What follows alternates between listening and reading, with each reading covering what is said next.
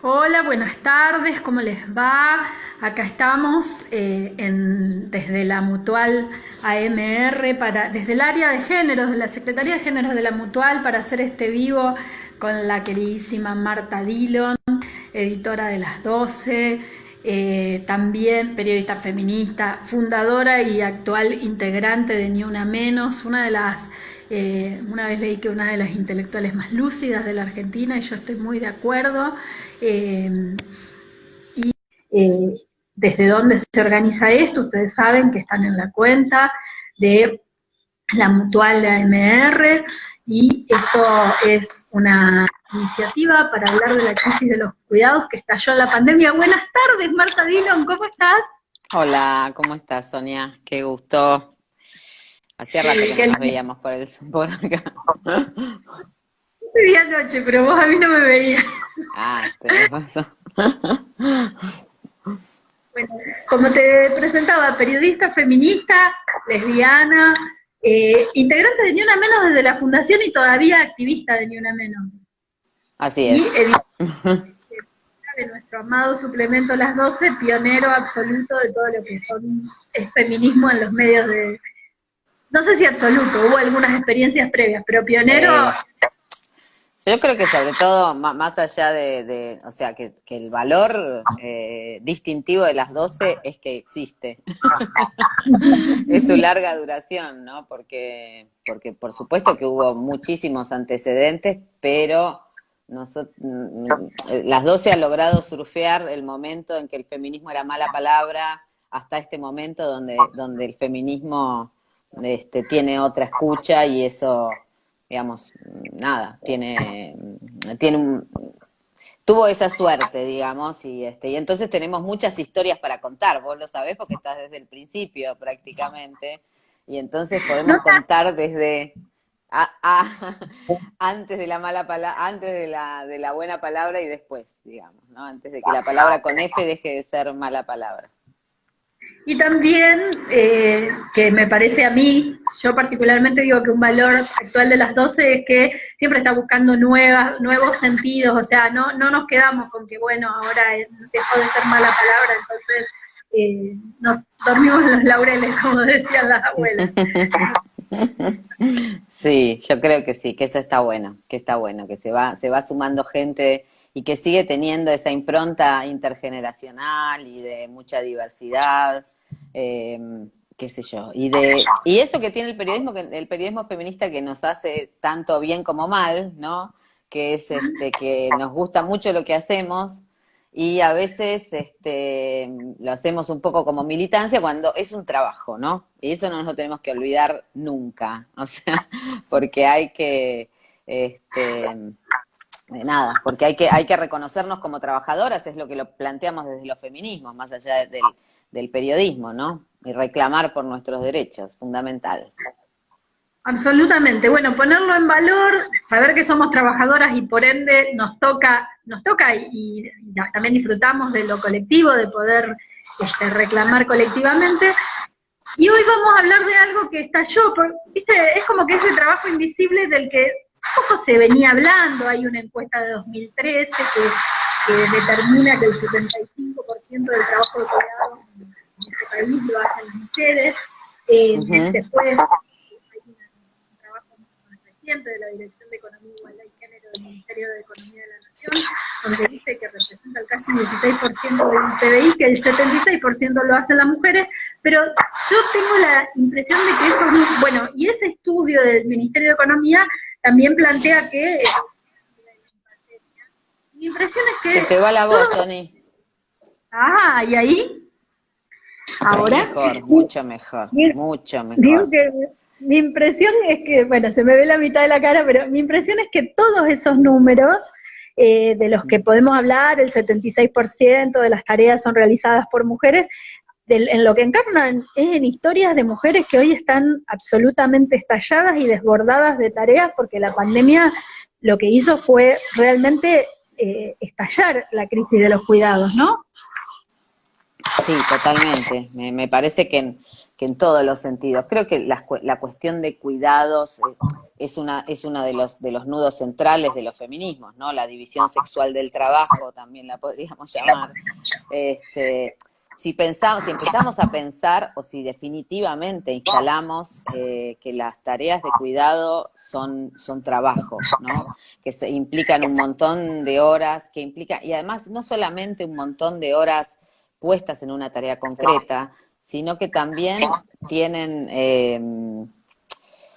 implican un montón de energía mental aun cuando no las estés realizando concretamente, seguir organizándolas, ¿no? Teniendo la foto grande de lo que pasa donde vos estás trabajando, lo que pasa en tu casa, lo que pasa con las niñas en la escuela, bueno, ¿no? Lo que pasa con, no sé, una madre, un adulto mayor a cargo, esa cosa a la que Silvia Federici se refería como una hemorragia mental permanente, ¿no? Porque nadie está dando clases pensando si habrá milanesas en el freezer, o sea, eso a los varones no les pasa. Y digamos, y si pensamos en otras identidades, digo, gays, lesbianas, trans, travestis, también vamos a ver que de todas maneras estos trabajos se están totalmente ligados a las identidades más feminizadas, digamos, donde hay una marica en una casa, quien va a cuidar, si no hay una mujer, va a estar la marica cuidando, ¿no? A las personas mayores, incluso a las niñas. Y sí, en este momento está estallado porque ni siquiera hay ese tránsito que podía haber entre un espacio y otro, sino que todo sucede en el mismo escenario, ¿no?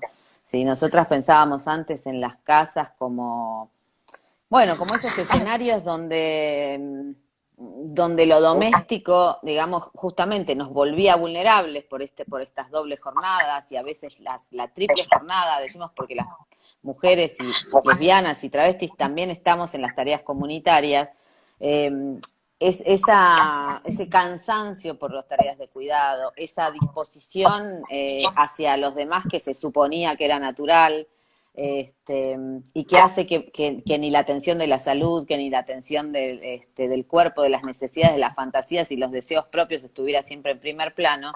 Bueno, todo eso ahora convive en el mismo espacio, ¿no? Convive en el mismo espacio eh, y convive además con la violencia, ¿no? Con lo que produce eso en relación a la violencia machista, ¿no?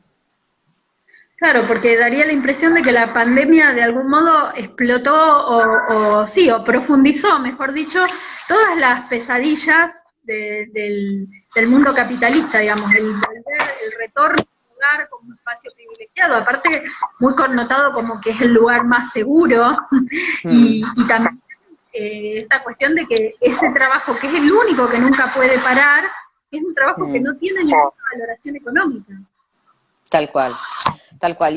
Y si tiene valoración económica, porque digo, también en esta época el tema del cuidado pasó a ser un discurso público, cosa que antes no existía. Digamos, de todas maneras, me acuerdo cuando vos le preguntaste al presidente Alberto Fernández por la crisis de cuidados y quedó como, ¿de qué me están hablando, no? Me está preguntando por si nos estamos cuidando frente a la pandemia o por qué otra cosa.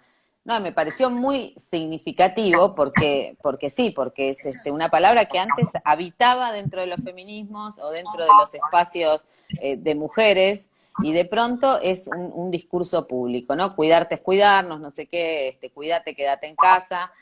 Y quienes no estaban en las casas, quienes no tenían esa posibilidad, ahora salimos un montón más todes, pero quienes no estaban en esa posibilidad eran personas dedicadas a tareas de cuidado, enfermeras, productores de alimentos y productoras de alimentos, por supuesto los fleteros, digamos, ¿no? Los pibes y pibas que andan en las bicicletas y en las motos, acercándonos todo lo que necesitábamos.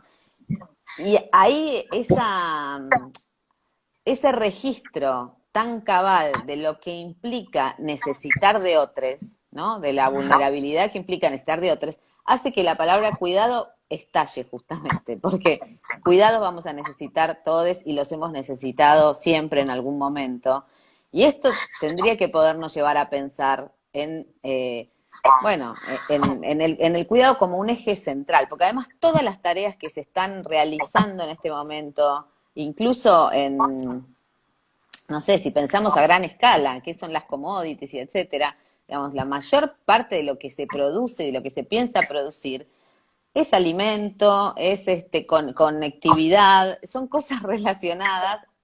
La reproducción de la vida solamente que está todo mal, porque eso mismo que se supone que es para alimentar o para que la gente se comunique, bueno, es lo que está ocasionando estos aislamientos, la pandemia, la quema de bosques, bueno. O sea que el cuidado está estallado en múltiples sentidos, ¿no? Porque no podemos tampoco dejar de pensar esa dimensión que nos trajo que nos la trajo hacia la nariz, y más estando ahí tan cerca de los humedales, ¿no? De lo que significa que se esté quemando, no sé, reservas de biodiversidad enormes, ¿no? Que se estén, bueno, eso. Por ejemplo, todo el sistema de alimentos, que es lo más descuidado que hay, descuidado en términos de los otros seres y descuidado en términos también de qué consumimos todos en el capitalismo, o quienes podemos consumir, por otro lado. Total, y quienes no pueden elegir qué consumen justamente son quienes peores consumen, que eso es algo que también se vio muy claro en esta pandemia, ¿no? Y en los momentos de mayor crisis, cuando iban, no sé, niñes y adolescentes con sus familias a buscar los bolsones y venían solo alimentos secos, ultraprocesados, nada de fruta, ¿no? Y entonces vos decís, bueno, realmente es como una sensación muy poderosa, digamos, una evidencia muy poderosa de lo que significa pensar en los cuidados, en cuánto tiempo llevan los cuidados y en las enormes desigualdades que producen la posibilidad de ponernos en el centro como una responsabilidad común, como algo de lo común, como una necesidad vital, o no, digamos, ¿no? O tapar los agujeros y tirar fideos para un lado y para el otro seguir abriendo, que en Buenos Aires están abriendo montones de negocios, de cosas orgánicas, ¿no? Que también te vuelan un poco la chapa, porque mucho, sí. Además es para nosotros, es para un sector que puede elegirlo, sí. Solo para ese sector. Para un sector mínimo que puede elegirlo y en base a una fantasía, digamos, porque no siquiera son agroecológicos, son productos orgánicos, con packaging, gourmet, que estoy segura que implican explotación humana, ¿no? Y de otro tipo seguramente, pero calma algunas conciencias individuales, ¿no? Y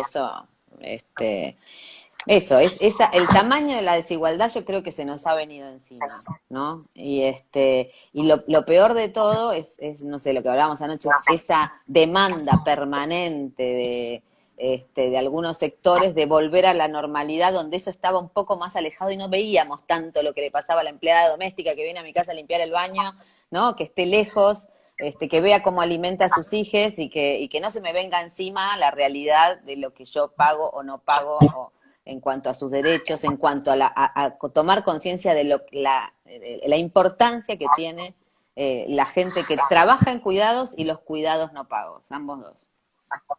Hubo un momento en el que a mí me gusta pensar que esta sociedad, al principio de la pandemia, esta sociedad se quería ver un poco mejor de lo que era, no sé cómo lo ves vos, que algo nos sacudió, que fue la muerte de Ramona en la Villa 31 de Buenos Aires, y creo que lo que dejó en evidencia Ramona, lamentablemente con este efecto medio narcotizante de las noticias, ya quedó un poco en el olvido, pero fue también que que la mayoría de las cuidadoras comunitarias son mujeres o identidades feminizadas, o sea que la pregunta por lo comunitario, por cómo vivimos en común y cómo nos cuidamos entre todas, sigue siendo hoy un espacio de las mujeres y las identidades feminizadas.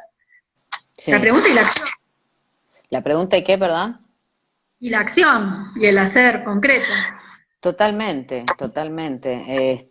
Sí, y eso es, eso es también duro en relación a, bueno, en muchos movimientos sociales acá hablan de las nadies, ¿no? Como, qué sé yo, remitiendo a una película, creo, de Pino Solanas, pero esto de saber que esas mujeres, esas travestis y trans que están en las asambleas feministas, porque también hay que decir que, digamos, yo creo que sin, así como a veces pensamos si hubiera estado Macri esto hubiera sido peor, yo creo que si no hubiera habido un feminismo vital, organizado, también hubiera sido mucho peor, porque no en vano están esas compañeras en los comedores, y no en vano en los comedores se tejen otras redes, ¿no?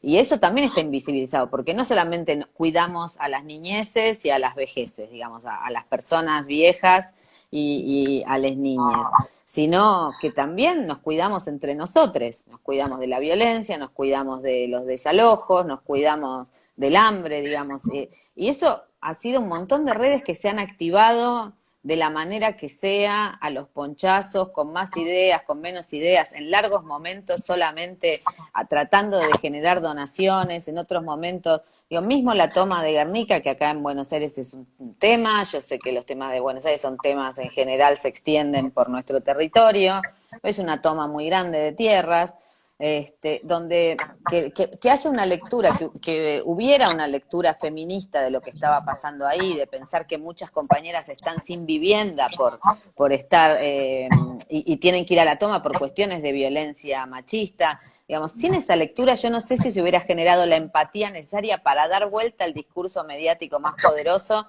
que habla de delincuentes que van a especular, ¿no? Van a especular, bueno, dale. Habrá de todo, qué sé yo, no sé, no me voy a meter en esas cosas, pero realmente la especulación es muy otra, es tener un terreno vacío donde se alimentaba ganado durante 40 años, ¿no? Sí, también gestionar un Estado que no, también hay algo de especulación en gestionar un Estado que no da respuesta a todas las personas que requieren vivienda, digo, ¿dónde están las especulaciones? En quien va a Claro, buscar lo que necesita o en quienes sí, ocupan un sí. lugar sin resolverlo. Ujú, Eso también es algo de lo especulativo, ¿no? sí. Eh, Y qué y naturalizado está lo que vos decías, esto de que haya compañeras en los comedores, ¿no? Y que sean, y aun cuando se sigue hablando de los docentes, qué naturalizado está que sea que haya una docente entregando las cartillas o preocupándose por los alumnos, a ver dónde están, si se conectan, si no se conectan. No. Sí, con esto de la división sexual del trabajo también estamos trabajando, este diálogo lo facilita la Comisión de Género de la Mutual de AMR, que es la Asociación Médica de Rosario, que siempre se piensa los cuidados, digamos, el 70% del sector salud son mujeres o identidades feminizadas, y siempre, sin embargo, se piensa en quien tiene la verdad sobre el cuidado como un varón. Vos viste que en la tele vemos generalmente epidemiólogos, es muy raro, Total. aunque pero después cuidado concreto, lo del día a día, son las mujeres los que lo hacen. Es como que en esa división sexual del trabajo está funcionando, ¿no? Nosotras la cuestionamos, pero en ningún momento ha dejado de funcionar tal como venía. Ujú. Yo me acuerdo, en España en un momento se decidió cambiar el nombre de la carrera de enfermería y ponerle licenciatura, no sé qué, bueno, no me acuerdo cómo, justamente para atraer a más varones, digamos, ¿no? Para ver si se podía romper esa barrera.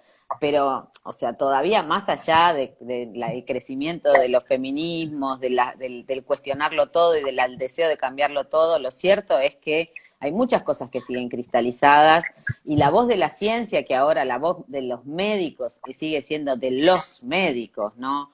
Y son discursos muy, muy poderosos porque son incuestionables, se han vuelto incuestionables todavía más y que no son discursos limpios y despojados, sino que salen desde una epistemología que es blanca, que es masculina, que es heterocentrada, que piensa eso, que piensa las familias, que piensa dónde nace una persona, que adjudica género, digamos, y eso es muy difícil de desarmar. Entonces, sí, seguramente vas a encontrar enfermeras trans o enfermeros trans, vas a encontrar muchísimas identidades no binarias mezcladas por ahí, pero que ni siquiera se van a poder nombrar, pero quienes van a hablar y quienes van a decir lo que hay que hacer y cómo hay que hacerlo, y en general son varones, ¿no? Y son varones vestidos con su uniforme, porque también cómo armar esos cuerpos sigue funcionando, ¿no? Y qué aspectos tienen, y los discursos que emiten no son solamente de su ciencia, sino son discursos morales de control y de vigilancia, ¿no? Claro, sí, también pensaba en estos significantes siempre muy asociados a lo que son las tareas femeninas, ¿no? Como que está siempre, las mujeres están en los comedores o son las enfermeras por la abnegación, significantes que nosotras discutimos mucho, pero no las logramos todavía romper, la abnegación, el sacrificio, el amor como proveedor de cuidado, no logramos que eso deje de funcionar. No, no logramos que eso deje de funcionar. Creo que son, eso te iba a decir, ni siquiera nosotras, ¿no? Como que el deseo de que nos sigan viendo como, por lo menos como personas dedicadas a los demás, ¿no? Sigue funcionando. Y si no es así, se torna complicado. Y en la maternidad, digamos que es la tarea de cuidado por excelencia no paga, digamos, eso sigue funcionando mucho, ¿no? Lo que significa la maternidad, digo, estamos llegando al Día de la Madre y siempre los discursos siguen siendo lo mismo que hace 40 años, más o menos, ¿no? Desde la publicidad, tanto desde lo que nos ofrecen como regalos, como desde lo que se supone que es una madre. Esto de la abnegación, del dejarlo todo por los hijos, de ser la leona, ¿no? La leona que defiende a los cachorros. Es tremendo, y la verdad es que la maternidad es una locura, o sea que es una locura tremenda si no conservamos algo de nuestro cuarto propio adentro, En ¿no? en la Aparecida pusiste una frase que la maternidad es una demencia si no se conserva el deseo, si no se lucha por el propio deseo. Sí, total. Pero esa demencia de renunciar al propio deseo, que está, porque el dispositivo del amor como proveedor de cuidado es un dispositivo que funciona todavía. Nosotras tratamos de tirarlo abajo, pero funciona muy aceitadamente. Y entonces lo que se valoriza es, no te ocupes de vos, quedate con les pibes, claro. Y mamá hace esto porque me querés. No, viste, es como que a mí me rompe un poco la cabeza, es cómo hacer para cuestionar esos sentidos comunes y lograr perforarlos un poco.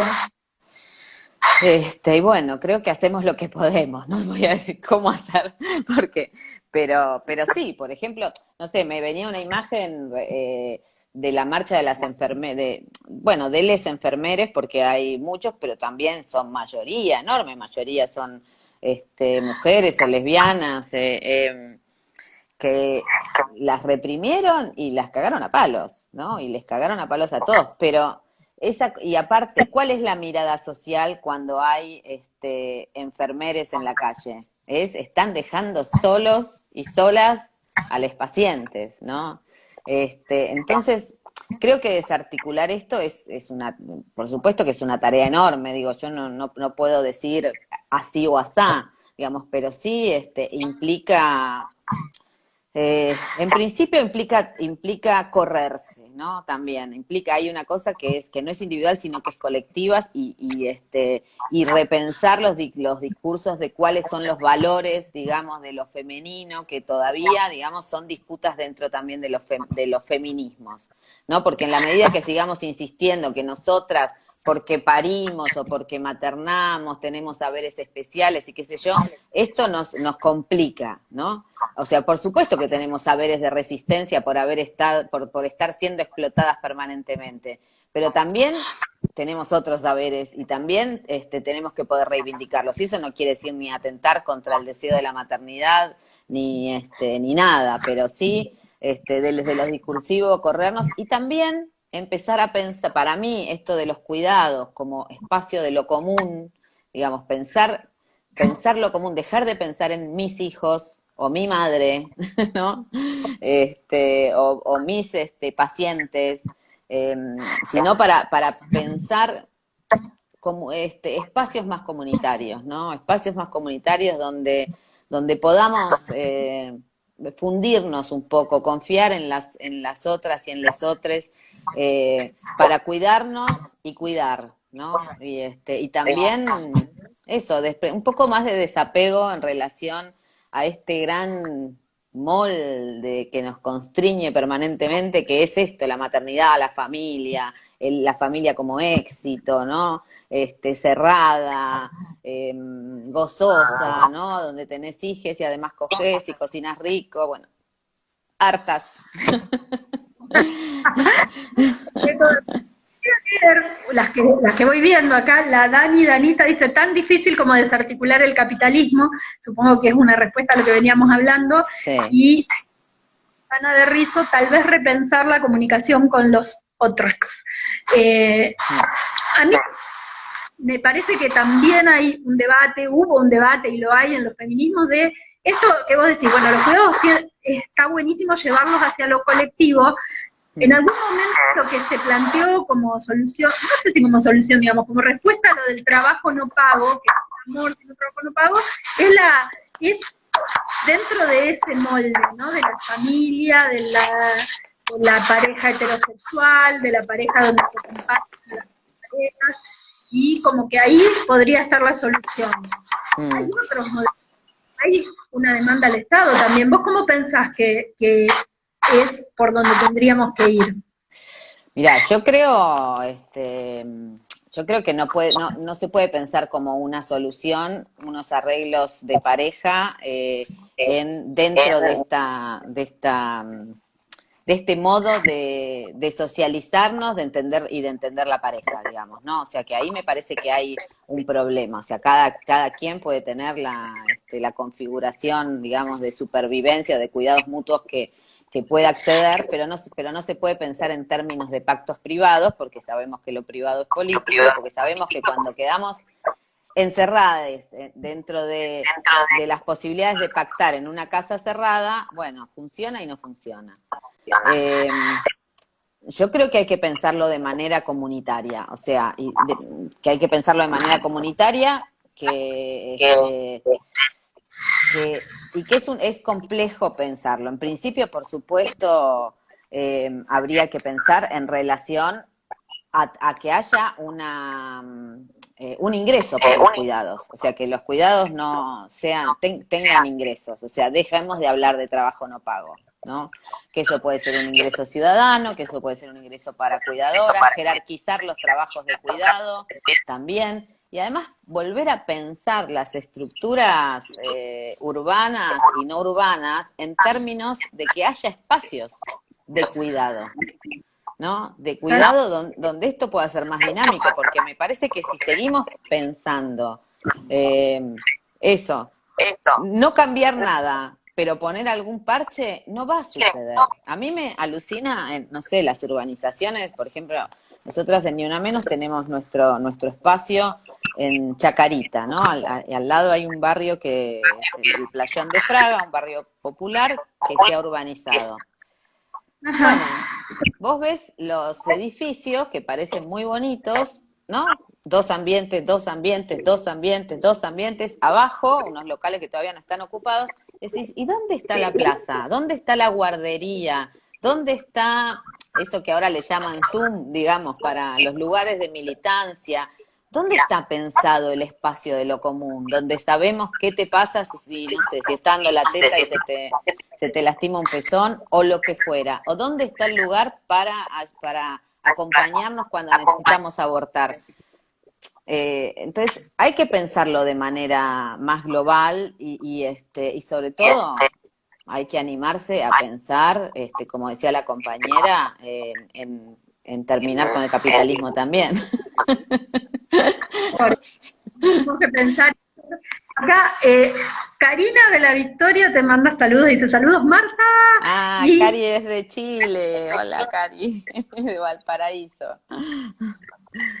y Ana Martín Doyle dice políticas públicas para los cuidados, que es como, es en aquel momento cuando tuve la oportunidad de preguntarle al presidente, era un poco lo que quería preguntar, cuáles son esas políticas. Me habló del plan que tiene el Ministerio de Desarrollo Social, creo que se llama Proteger Trabajo. Potenciar.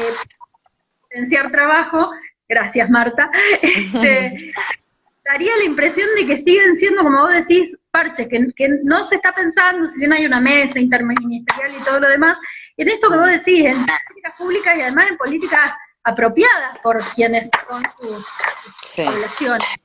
Total. Total, me parece que aparte es así como se llamó alguna vez para la ley de medios, que me parece muy importante, digamos, esta cuestión de repensar los cuidados, de ponerlos en discusión, porque digo, insisto, hay muchos círculos concéntricos de cuidados necesarios, ¿no? No sé lo que pasó. Otra cosa que expuso la pandemia es el tema de los geriátricos, ¿no? Y de la atención de adultos mayores. Y esto, digamos, de esto prácticamente no se habla, porque incluso cuando hablamos de trabajo no pago, digo, de esto que llaman amores, trabajo no pago, en general el imaginario que acude inmediatamente son les hijes, ¿no es cierto? Pero ¿qué pasa con las personas mayores? ¿Qué pasa con las personas que están enfermas? ¿No? ¿Cómo, incluso cuando pensamos en círculos de cuidado común, digamos, pensamos en las familias elegidas, de amigos y qué sé yo, la parte de la responsabilidad y de la vulnerabilidad de quienes están enfermes o que envejecemos, ¿no? Entonces hay una parte no romántica de los cuidados que es necesario poner en discusión también. ¿Qué queremos, les viejes? ¿Qué queremos? ¿Queremos que nos pongan una cuidadora dentro de un cuarto o queremos también espacios comunes que sean vivibles y no que salgan un montón de dinero y estén a cargo de las personas particulares que te tienen a cargo? No sé, acá nos están hablando de políticas públicas, bueno, no sé si vos podés recuperar mejor que yo lo que dicen las compañeras. La compañera Ana Martín Doyle, ya habíamos leído políticas públicas para los cuidados. Silvia de Jong, urbanizaciones, es en respuesta a lo que venías diciendo, ¿no? Urbanizaciones en campos de los cuidados para no posibilitar justamente que nos cuidemos. Y me parece que dialoga muy bien con la Danita, que dice, COVID les viene bárbaro para volver todo al núcleo familiar con la mujer adentro. Es una clave tremenda de esta época, ¿no? Es una clave tremenda, sí. Para mí es como pareciera, viste que siempre decimos, no sé, es un chiste habitual que decimos que Dios es reaccionario porque siempre que tenemos una manifestación importante llueve a cántaros o pasan cosas. Esto parece sí, para mí es como la pesadilla, el colmo de los feminismos, ¿no? Tener que enfrentarnos a esto y a estar, estalladas con el acompañamiento a las niñas, a las personas mayores, con los trabajos dentro de la casa a las que podemos trabajar, o siguiendo en los comedores y en todos lados exponiéndose como Ramona y como muchas otras compañeras que perdieron la vida por el COVID, o sea, que murieron por el COVID. Sí, aquí Caro Sal, con Z, dice políticas públicas, es tremendo. Argentina supuestamente está a favor de la OMS sobre lactancia exclusiva de 6 meses, pero la licencia por maternidad dura con suerte 3 meses. Total, sí. Total, el tema de que, digamos, el tema de cómo la sociedad, a través del Estado, que es el instrumento que hay, no se hace cargo de los cuidados como algo que tiene que ver con la reproducción de la vida, para mí es clave. Sí. Más allá de es necesario que se hagan cargo de eso. Total, para mí es impresionante eso, sí. esa despreocupación, o sea, como si la vida se reprodujera naturalmente, ¿no? Es una palabra que tiene muchos bemoles, ¿no? Decir naturalmente, pero sí, o sea, arreglate vos, viste, ¿no? Tanto si querés como si no querés tener hijos o hijes, arreglate, sería la cuestión, ¿no? Como si eso fuera un... Sí, te escucho. Sí, te escucho. No, digo, Hay que como además un eco. como pueda, o sea, arreglate y pagale 2 pesos a una persona que venga a tu casa, o sea, siempre es más precariedad y más producción de infelicidad, porque vos hablabas de las vejeces, de cuando envejecemos, vamos a envejecer si tenemos suerte de envejecer, Sí. y hay una carga que es para quien se tiene que hacer cargo, muchas veces una ve en la familia que es la mujer de la familia que hace cargo de las dos familias, digamos, de las personas adultas mayores, de su compañero si lo tiene, y aunque ya no sean más compañeros, o sea, todo ese entramado está tan naturalizado de que alguien se va a hacer cargo y que va a ser sobre los cuerpos de nosotras, y eso también produce infelicidad para todos lados, porque nadie puede ser feliz haciéndose cargo de otra vida en un momento difícil, no sé, siento que ahí es todavía, no hay, y no hay tanta, no se pone tanto el acento sobre la cuestión de las y los adultos mayores. Ni siquiera en este momento, ¿no? No, ni siquiera en este momento, es como que se dejó de hablar. E incluso cuando, como por un lado se dejó de hablar, y por otro lado también, viste que cada vez que cuando se habla de alguien que murió por la COVID, dicen, bueno, pero tenía 80 años, bueno, pero tenía más de 70. No como poniéndonos a salvo de una, no sé, de algo que no nos va a pasar, o sea, ¿no?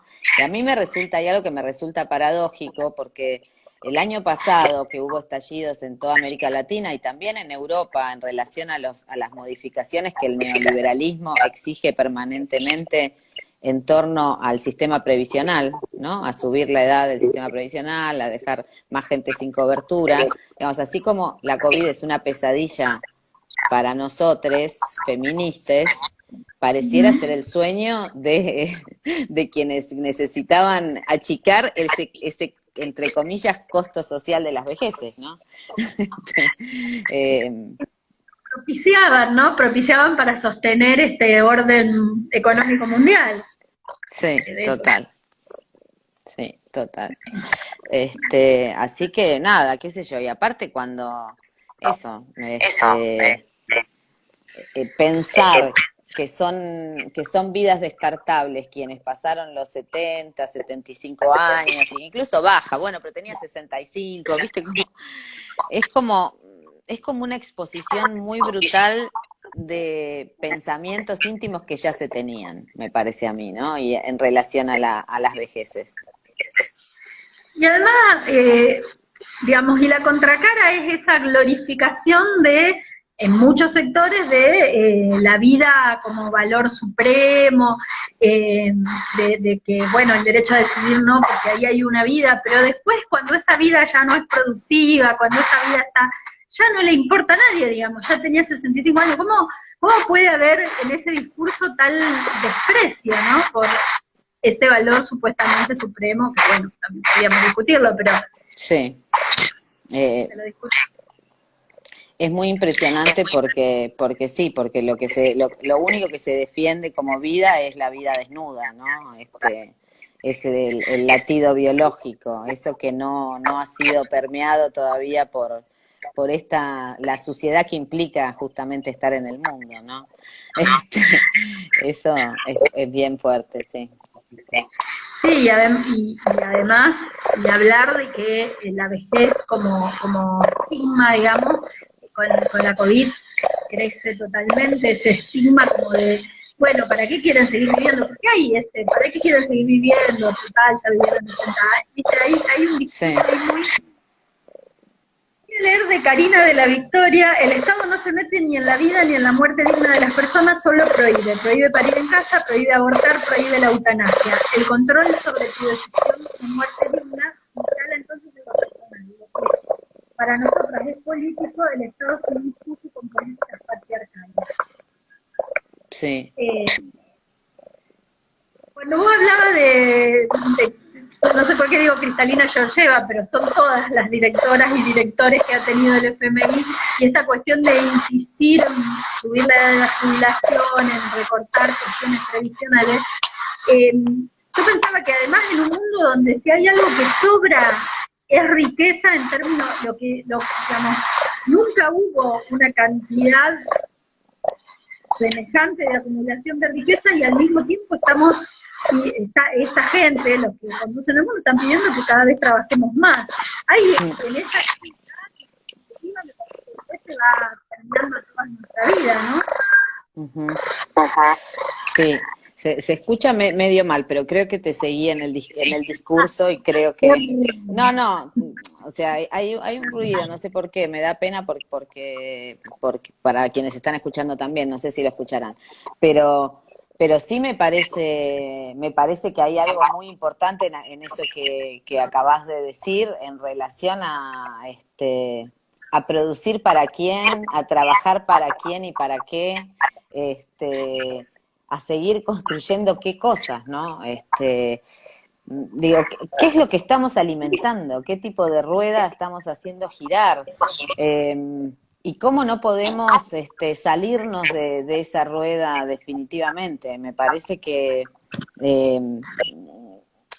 sí, que estamos realmente en un momento muy bisagra, entiendo por supuesto por este momento de fragilidad que implica la pandemia, y también porque esa fragilidad nos hace ver, o sea, nos deja frente a dos opciones, digamos, en general, a dejar de oler, como plantea la COVID, dejar de sentir, o justamente dejar que nos invada esta sensación de que todo de que todo se ha vuelto vano, ¿no? Trabajar 8 horas, ¿para qué? O sea, ya hemos trabajado, ya han producido suficientes riquezas como para que trabajemos 4, ¿no? Entonces, y además producir alimentos, ¿para quiénes? ¿No? Digamos, todo, y qué consumimos y cómo lo consumimos, qué sé yo. Es muy profundo y no se hace de manera individual, eso hay que insistir, no hay nada que se pueda modificar, no es haciéndote vegana, no es aunque sí son decisiones políticas que se pueden tomar, por supuesto, creo que lo decía antes, pero esto no es individual y hay que encontrar un punto estratégico, digamos, entre el desánimo y la impotencia, porque no es algo que yo pueda hacer y porque no es y digamos la toma de conciencia y el tener que encontrar estrategias, porque todavía nos faltan las estrategias para poder terminar para poder cambiarlo todo como veníamos proponiendo. O sea, nosotras estábamos en eso, nosotras y nosotres, diciendo queremos cambiarlo todo. Bueno, tenemos que seguir en eso y encontrar las estrategias. Acá Docto 1950 dice, son las consecuencias de la globalización del capitalismo. Oritos locos, oritos impresentables. Lisa Kerner, tu amiga, un corazón. Eva Concepción. N. Di Domenica se cruza también con el desastre ambiental. Bueno, de esto venís hablando. Tenemos que seguir destruyendo la naturaleza para un sistema capitalista. Y vos decís, nosotras venimos, a mí una de las tantas cosas que me rompe la cabeza de este momento es que parece, por supuesto que no entro en la teoría conspirativa, pero parece que la pandemia vino a desmovilizar a los feminismos, porque sí. Realmente en un momento de tan gran movilización mundial apareció esta pandemia y nos mandó a todas a nuestras casas. Sí, nos mandó a todas a nuestras casas y nos sobrecargó de trabajos de cuidado, no solamente, ¿no? Sino que nos dejó en esa posición de de estar agotadísimas. Sí, yo lo sentí así desde el principio, me parecía una conspiración completamente clara, digamos, porque digamos, sabiendo que no era que alguien lo había hecho, ¿entendés? Pero realmente sí sentís esa sensación de conspiración en muchos sentidos, ¿no? Porque digamos, si vos tomás lo que hacen los ultraliberales, Bolsonaro, Trump, digamos, cómo cruzan, cómo cruzan, digamos, los fundamentalismos religiosos, la opresión contra las mujeres y contra los movimientos LGBTQ. Si vos ves cómo actúan, pareciera realmente, es como lo del SIDA, ¿no? Porque también es pensar, como decía Paul Preciado, que cada época tiene la pandemia que merece, porque cuando fue, o la pandemia que provoca, digamos, y hay que pensar qué es lo que lo provoca, ¿no? Que ahí es donde se pone más peliagudo. Pero el SIDA también vino en un momento donde la libertad sexual, donde los movimientos LGBT estaban, digamos, explotando el closet, por lo menos en Estados Unidos, y que es ahí donde empiezan. Y de pronto estaban los mismos movimientos que habían explotado el closet, que habían tirado piedras en Stonewall, que habían, ¿no? Estaban muchos militando el matrimonio, ¿no? Y pensando, y teniendo miedo de coger, y pensando, y instalando de manera mundial que coger era un peligro, y que había que coger con personas conocidas, ¿no? O sea, que el peligro no era solamente la forma en que se transmite el virus, sino con quién cogías, si sabías con quién estabas. Sí, el estar con un desconocido, el miedo al desconocido o a la desconocida. Y ahora, perdón, ahora pasa lo mismo. O sea, cuando te dicen, ay, ¿qué vas a coger con un desconocido? Digo, bueno, ¿y qué diferencia hay entre el desconocido con el que voy a coger o un conocido que puede haber tenido los mismos contactos estrechos? O sea, no es una cuestión de conocimiento, de no conocimiento, a no ser que te traigan un hisopado negativo. O sea, yo me imagino viéndolo. La nueva forma de... sí, a mí, al margen, digamos, a la vez de todo esto, otra cosa que me rompe la cabeza es que venimos trabajando mucho para desmontar ciertos discursos, muy masivamente, muy colectivamente, y de golpe el sentido común nos pega en la nuca porque hoy todo parece ser, por lo menos si uno, por supuesto, siempre fueron grandes reproductores del sentido común más conserva, pero si uno escucha los medios, ve lo que circula como discurso, por lo menos a mí me pasa que digo, no podemos estar en estos niveles de discusión, ¿no? En estos niveles de discusión sobre a los otros, sobre la configuración, las reuniones familiares. ¿Te acordás cuando recién empezaban las aperturas, que eran solo reuniones familiares? Sí. Como que la discusión parece que la dictaran los Bolsonaro y los Trump, ¿no? Total. Las formas. Total. Pero yo creo que sí, es que en épocas, digamos, los feminismos siempre venimos siendo disciplinados, ¿no? Y ahora el tema del aborto es un disciplinamiento importante si no se presenta de una buena vez, porque se han presentado otras cosas que no tienen urgencia, como sí tiene urgencia la posibilidad de abortar sin ser criminalizada, de abortar sin que, sin tener miedo. Sin tener miedo o de morir, o de que te criminalicen, o de que no te atiendan, o que te maltraten, ¿no? No poder hacerlo. Y eso siempre pasa, ¿no? Cuando hay momentos de urgencia, parece que el único imaginario es volver o sea, agarrarse a la normalidad, a lo común, a lo que sea, ¿no? A los valores. Y ahí es donde vemos los efectos. También tiene que ser una oportunidad para nosotras ver los efectos del colonialismo, los efectos del capitalismo, los efectos de la depredación constante que implica el extractivismo, los efectos de lo que implica eso, ¿no? Pensar que la forma exitosa de vivir es tener un departamento, una pareja y un auto, ¿no? E hijes. Eso, digamos, que todas lo sentimos, que todas y todos en un punto lo sentimos como, ay, no sé, siempre que te juntás con alguien te dicen, che, ¿y estás de novia? Che, hoy me preguntaba una amiga, ¿y tenés novia? Digo, ay, dale, boludo, tengo 54 años, me vas a seguir preguntando.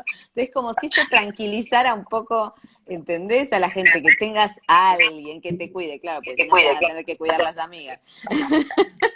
Ay, Viene un proyecto, no sé si ya es proyecto, pero está la cuestión del lesbiátrico, porque siempre pensar en que podamos construir redes y además estrategias comunes, por ejemplo, para envejecer, es bueno, para mí es un aliciente. Pues, viste, no sabe qué va a pasar con esto, pero de pensar en esas estrategias. Yo veo mucho, yo veo que de todas maneras, digo, porque acá veía que alguien preguntaba qué estrategias y qué sé yo. Yo hay dos cosas que dentro de esta pesadilla que estamos describiendo me parece que son muy importantes poner en valor, y una es, digamos, como la puesta en agenda de manera muy potente de los ecologismos y de las luchas ambientales, de la lucha por el agua, de la defensa de los territorios, digamos, que no es que hubiera estado ajeno, pero no estaba encarnado como está ahora, digamos, ¿no? Ahora se nos va la vida porque, bueno, por lo que ya vinimos contando. Y en ese cruce con los feminismos, digamos, que además también para ponerlo en valor, digamos, todas esas redes que se pusieron en funcionamiento rápidamente para defendernos, para acompañarnos en situaciones de violencia, para demandar un Estado que está lleno de feministas porque las hemos empujado desde la calle, y entonces, bueno, hay que demandar y hay que ¿cómo es? Y hay que, nada, y hay que rendir cuentas, chiquis, y ya están ahí en lugares de poder porque se ha empujado desde la calle, bueno, es el momento de actuar, y creo, digamos, esas dos cosas, esa capacidad de generar redes y esta nueva agenda que nos permite pensar en generación de comunidades más pequeñas, en la posibilidad de que la soberanía alimentaria no sea seguir generando granos con agrotóxicos en Vicentín, sino ver la experiencia de los movimientos campesinos e indígenas, ver la experiencia de quienes están generando alimentos de manera agroecológica, pensar, aunque parezca un sueño ahora, pensar en salir de las ciudades y de ir recuperando tierras que están ahora envenenadas. Me parece que se abrió un imaginario y que eso lo tenemos que poner a nuestro favor. Absolutamente, y un imaginario que si bien no está en el centro de la discusión, porque, digámoslo todo, las discusiones más hegemónicas pasan por otros lados, es un imaginario que tiene una contundencia, o sea, el pensar los modos de producción de alimentos, el pensar la pandemia como un resultado de lo que estamos haciendo con el planeta, me parece que tiene una contundencia que nos va a llevar a poder ponerlo en común colectivamente.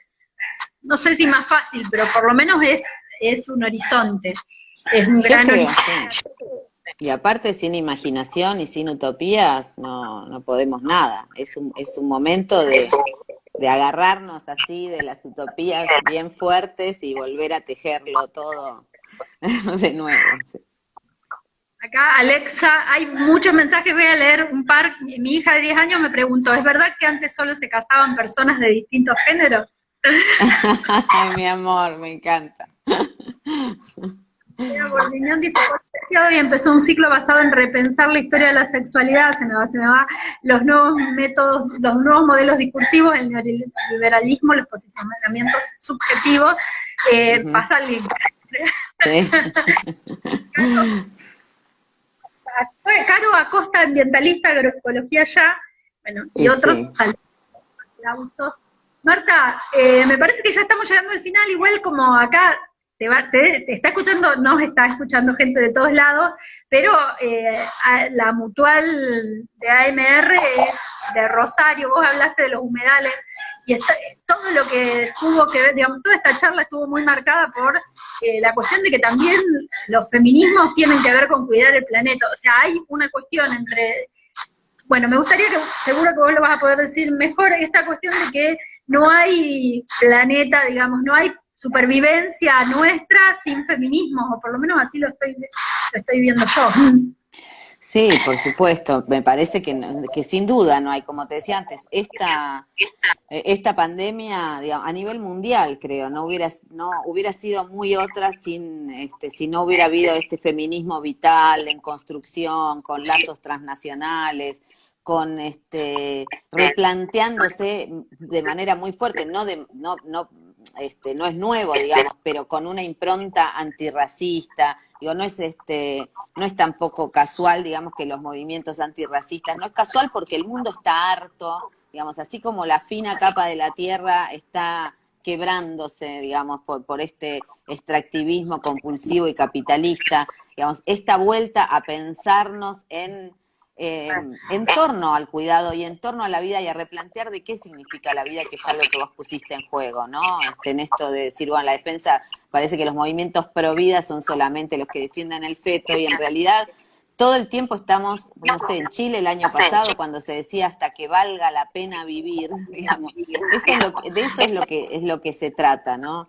Y creo que esto, que pensar, y esto también lo traen en juego muchas trabajadoras y trabajadores de la salud y en cosas de cuidado, de pensar, no estamos arreglando un caño dentro de un cuerpo deshabitado, ¿no? Sino de pensar la salud como un equilibrio, de pensar la salud también como un encuentro, de pensar que cuidar no es solamente limpiar una herida, sino tal vez es un gesto, pero es también reconocer a un otro, a un otre, a una otra, que tal vez en otro momento te pueda, esta cosa de la reciprocidad y no pensarnos por fuera de la naturaleza como si la naturaleza fuera un recurso para alimentar una supremacía humana que, bueno, ya hemos visto que ha fracasado, y que los feminismos justamente vienen a decir todos los cuerpos cuentan, y cuando decimos todos los cuerpos cuentan, también son los animales que salen de los incendios lastimados,